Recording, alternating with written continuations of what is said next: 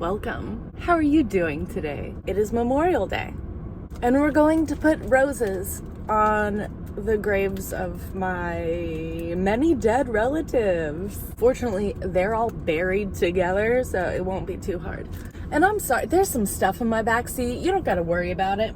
I'm just kind of going through something right now. It's fine. It's fine. We'll be fine. A couple months ago, I was watching a video by YouTuber and professional comedian Ty Rivera. And in his video, he talked about staying in relationships because a bad relationship is just a placeholder for loneliness. And Ty Rivera, I guess, lives in Austin, so he talked about, issues with living in Austin. And I commented something about living in Austin, and also how his comment about placeholder for loneliness really resonated with me. And like 2 days ago, I got a notification that someone had replied to my comment, and the comment said, "You can just move out of Austin, sis." Can I? And go the fuck where? My entire extended family was born in Austin. We all fucking live here. What do you want me to do? Pick somewhere random and cheap and be alone? I'd rather be home and broke with my support system. I think that people forget that in this beautiful city of Austin, Texas, that they have chosen to move to, people were actually born here. In fact, my cousin recently went on to some sort of town hall sort of meeting, some sort of like a forum. It was televised, and the clip I saw, the subtitles, the captions on screen for when he was talking said, "Raise your hand if you're an Austin unicorn." And I can fucking guarantee you, my cousin was the only one in that entire room raising his hand. So 7 a.m. on Friday morning, I'm getting out of the shower, getting ready for work. My grandmother sends me a text message asking me to please go pick up 6 roses and deliver them to the family plot. And I thought, wow, that is a 2-step errand. And I know, like, she's kind of got dementia, and she in the family group text has a request every day. Things like peanut butter, crackers, and apple juice. But she sent that message specifically to me. I wonder why. Who knows? Alright, I think my dead people are down this way. I bought the roses at a Randall's, and they don't sell them individually, so I couldn't just get the 6. I got the whole bouquet, and I think I'm just gonna leave roses for a couple of random strangers. Oh my gosh, I cannot believe, 1, that I remembered exactly where all my people are buried, but 2, were you guys not gonna tell me how crusty my skin was? I've been having this skin issue for about a year at this point, and I have a dermatologist appointment, but oh my god, how embarrassing to just be peeling and flaking in front of all 17 people on YouTube who are going to watch this.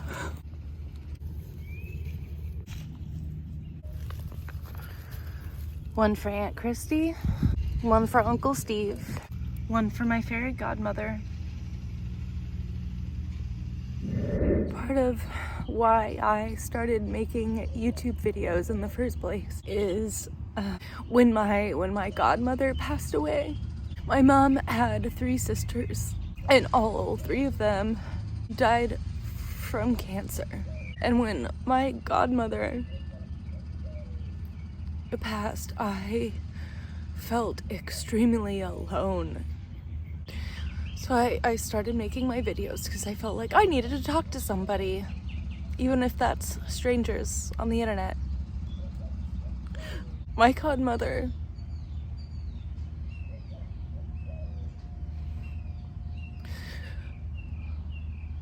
was such an incredible woman, and the world has suffered a great loss.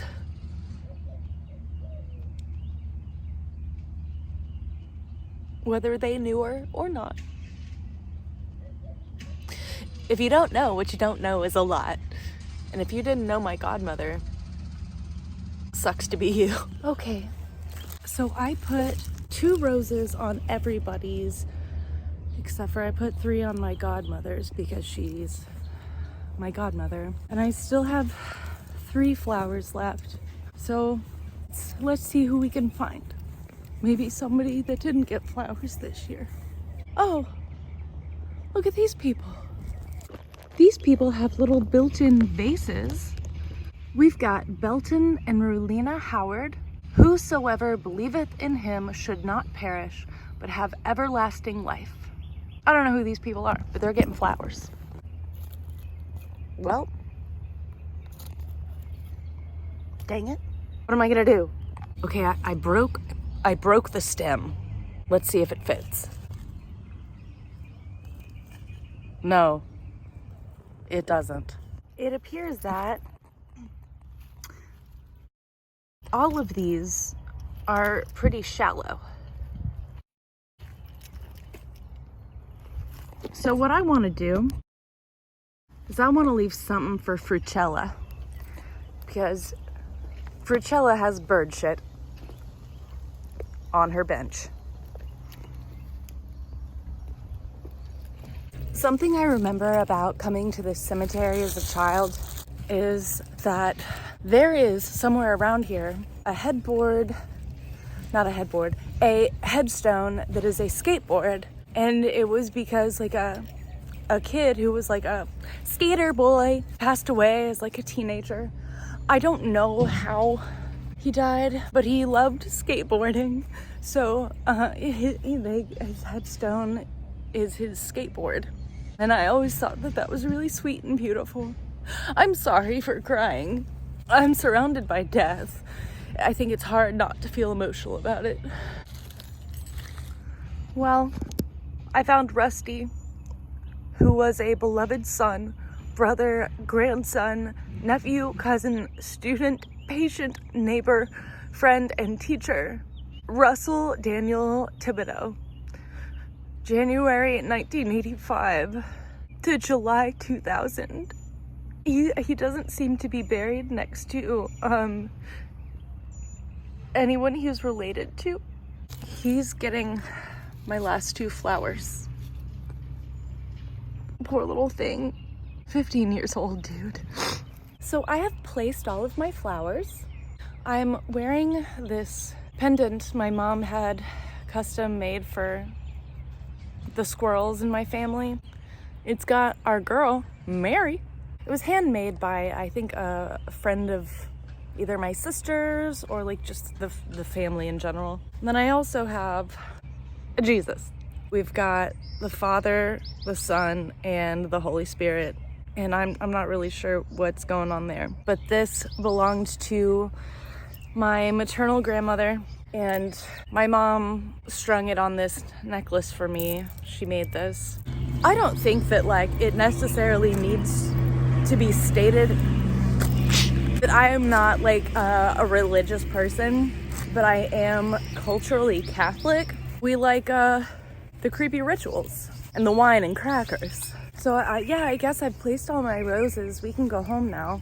Ooh, but I do want to point out one thing while we're here. Oh, where is it? I know I saw it on my way in. I swear I'm not lying to you. I'm going to find this headstone. Those wildflowers look nice though, huh? What a great place to be dead. I hope when I'm dead they let me live here. Although, goodness gracious, you know I won't be able to afford the dirt rent. Cope. George and Joyce. Oh my goodness, they died in the same month. I wonder if it was one of those like heartbreak things, you know? You can definitely die of heartbreak. Like that's a real thing. It's a real thing. I wish I'd saved a rose for them. All right, well, their headstone is on lean. It's about to fall over, so I'm gonna get out of here before it falls on me. But George and Joyce, rest easy.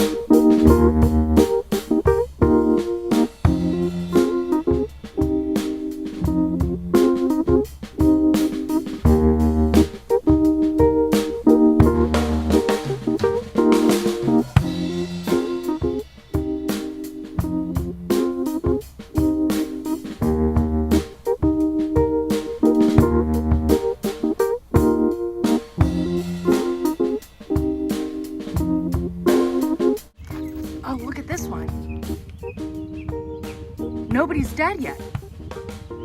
They just have a name up as a placeholder. I'm gonna crawl in there with them. Uh-oh. Thomas is falling over. Somebody needs to come give him a hand.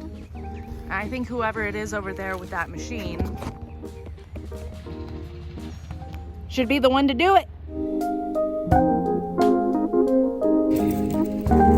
Horsey. Horsey.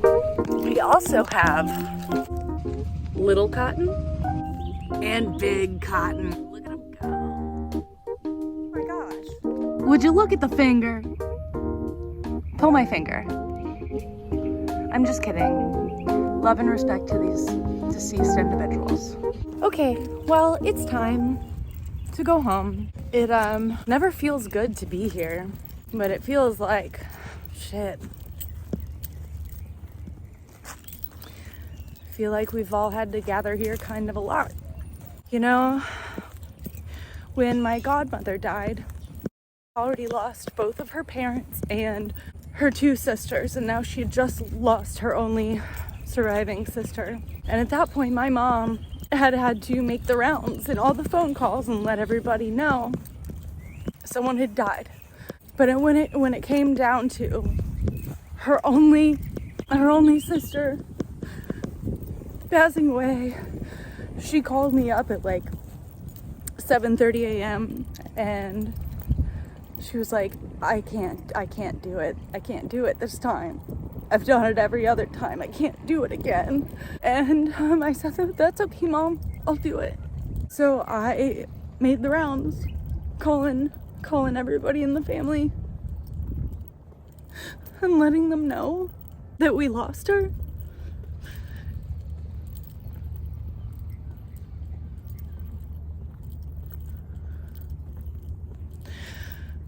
And then I drank myself into fucking oblivion because I have no fucking coping skills. But that is what I did so that my mom wouldn't have to do that again. 3 days later. I'm here at the Memorial Gardens where a good friend of mine is resting. She's just taking a little nap for the past 19 years. She forgot to set her alarm. It's actually really pretty.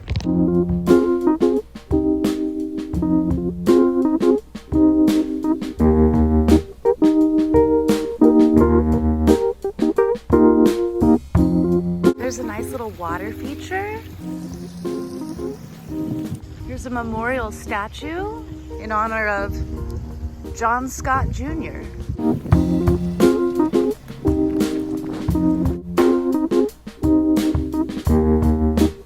Nice trees here too.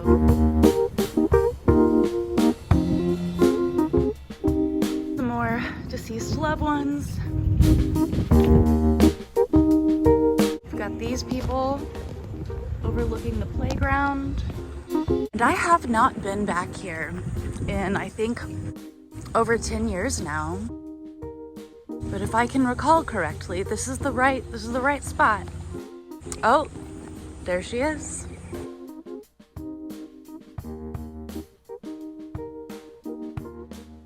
Tracy Crossett.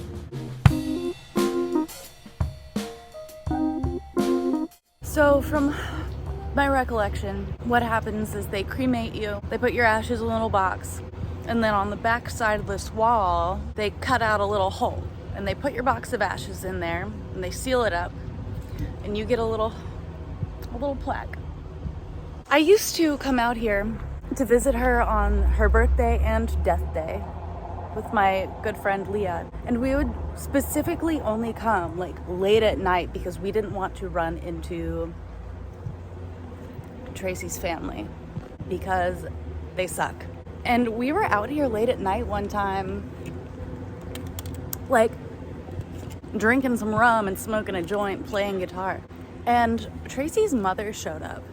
And she went on and on about how she's going to all of these speaking events at different high schools and like reading her dead daughter's diary entries to all these strangers and like telling her daughter's story, and in fucking reality, her daughter would still be alive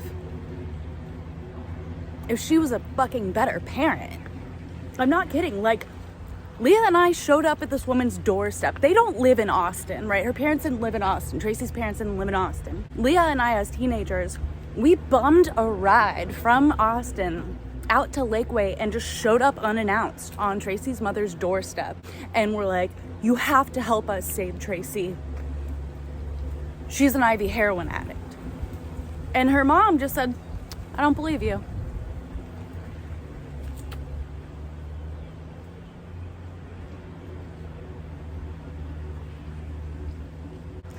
And then,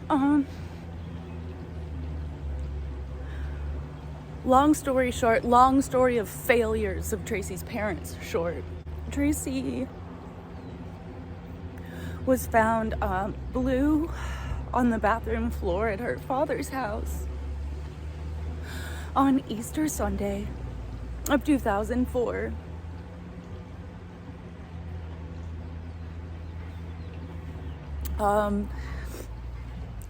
Her family was beyond disrespectful. The church at her funeral was fucking disrespectful as shit. And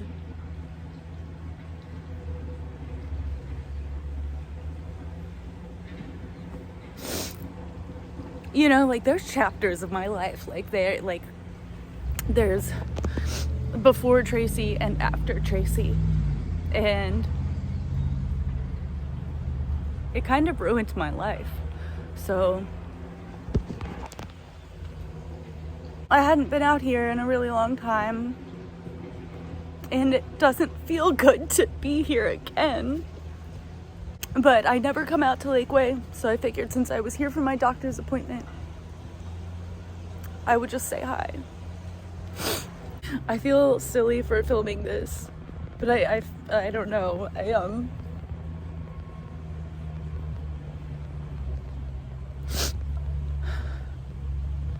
I wish she knew. I wish she knew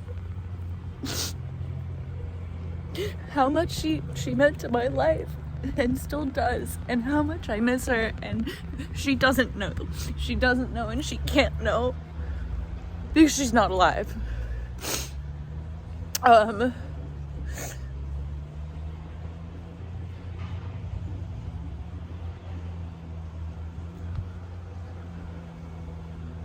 She was only 17. Okay, I'm gonna get out of here. That's it for my sad cemetery video. I want to thank you for listening. I feel like forgiveness is very important, so I want you to forgive yourself for the time that you've wasted watching this video. And have a good day.